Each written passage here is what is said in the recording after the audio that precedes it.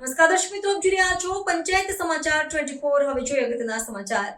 સંજેલી તાલુકાના ચમારિયામાં ગુજરાત જોડો સભામાં 200 થી વધુ લોકો આમ આદમી પાર્ટી સાથે જોડાયા। સંજેલી તાલુકાના ચમારિયા ગામ ખાતે ગુજરાત જોડો અભિયાન અંતર્ગત વિશાળ જાહેર સભાનું આયોજન કરવામાં આવ્યું હતું। કાર્યક્રમમાં નરેશભાઈ બારિયાની અધ્યક્ષતામાં તાલુકા અને જિલ્લા પંચાયત ચૂંટણી અંગે વિશદ ચર્ચા કરવામાં આવી।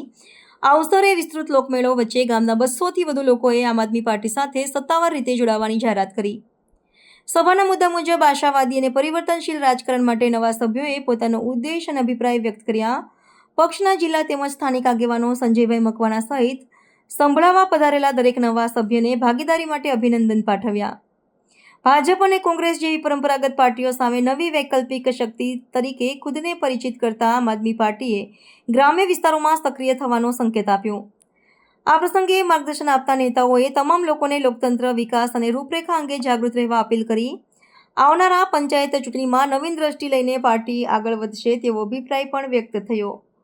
પ્રદેશ તથા જિલ્લા સ્તરે આવી જાહેર સભાઓનું આયોજન આગામી સમયમાં પણ વધુ ખમતાતર બનાવાશે।